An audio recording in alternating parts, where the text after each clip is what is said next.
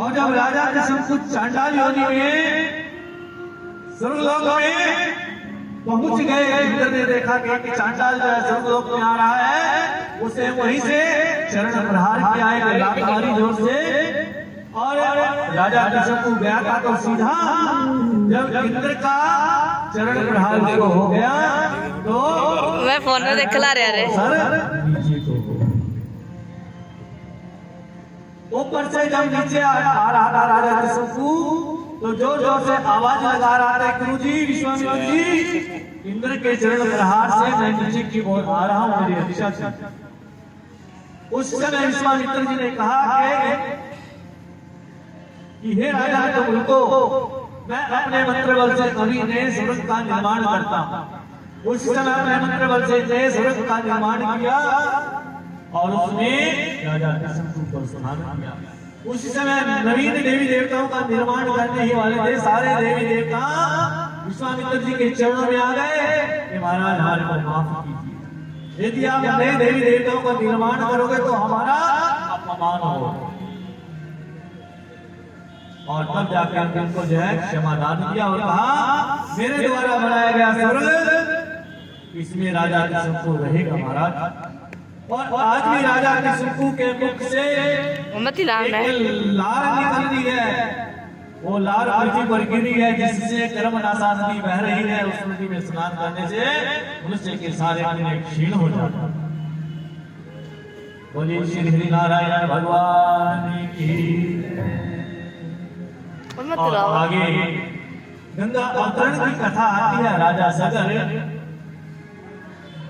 सगर के ही कुल में राजा भगीरथ हुए, जिन्होंने गंगा जी को इस पृथ्वी पर अवतरण किया। गंगा जी को अपने ऊपर बहुत अभिमान हो गया था जब राजा भगीरथ ने तप किया और ब्रह्मा जी को प्रसन्न किया और तब गंगा जी को अपने ऊपर अभिमान हो गया था कि हे राजा ने मैं आ तो जाऊंगी लेकिन मेरे तेज को सहन कौन करेगा, मैं आकाश से आऊंगी तुरंत पाताल लोक को चली जाऊंगी। तब राजा भगीरथ ने भगवान भोलेनाथ का तप किया 1 वर्ष तक। भगवान भोलेनाथ का जब 1 वर्ष तक तप किया तो भगवान भोलेनाथ ने राजा भगीरथ को दर्शन किए और राजा भगीरथ ने सारी बात बताई। भगवान भोलेनाथ बोले अच्छा गंगा को इतना अभिमान इतना अहंकार कि जाओ जाओ करके उन्हें कहो कि वो आए। और जैसे ही गंगा जी आई आकाश से भगवान भोलेनाथ ने अपनी जटाओं को उठा लिया। आज गंगा जी का भी अभिमान चूर चूर हो गया। 1 वर्ष तक गंगा जी भगवान भोलेनाथ की जटाओं में उलझी रही और तब राजा भगीरथ की प्रार्थना करने पर भगवान भोलेनाथ ने एक बूंद छोड़ी।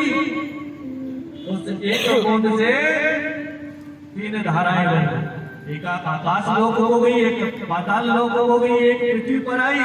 इसका नाम गंगा जी हुआ। बोलिए गंगा मैया की जय। और गंगा मैया ने राजा भगीरथ से कहा कि तुरंत जो है शीघ्र गामी रथ लेकर के आओ, तुम उस रथ में आगे आगे चलो, मैं तुम्हारे पीछे। महाराज उसी समय राजा भगीरथ शीघ्र गामी रथ लेकर के आए। राजा भगीरथ रथ में सवार होकर के आगे आए। राजा भगीरथ के रथ की जितनी धुरी थी उतने में ही गंगा जी बहती चली जा रही है। और गंगा जी हरिद्वार आदि तीर्थों में बहते बहते अंत में गंगा सागर में जाकर के विलीन हो।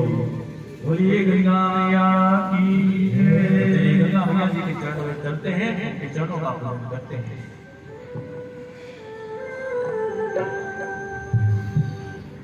गंगा तेरा पानी अमृत झरझर बहता जाए, युगों युगों से इस देश की धरती तुझसे जीवन पाए।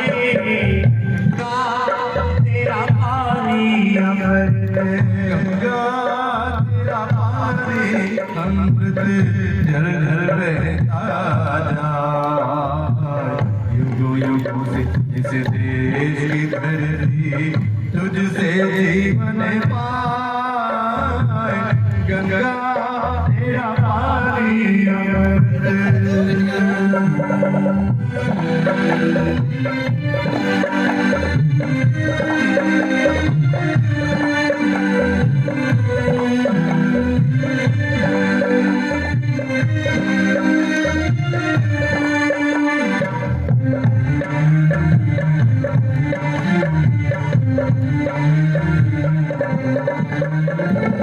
तू ही बात ऐसी तू आई कि सुहाने गाती। तू हिमालय से तुम आई कि सुहाने गाती। तू ही बात ऐसी तू आई कि सुहाने गाती। तू हिमालय से तुम आई कि सुहाने गाती। बस्ती बस्ती जंगल जंगल सुख संदेश सुनाती। तेरी चांदी जैसी भारे मीलों तक लहराए। गंगा तेरा पानी अमृत। गंगा तेरा पानी अमृत जल जल बहता जाए। युगों युगों से इस देश की धरती तुझसे जीवन पाए। गंगा तेरा पानी अमृत।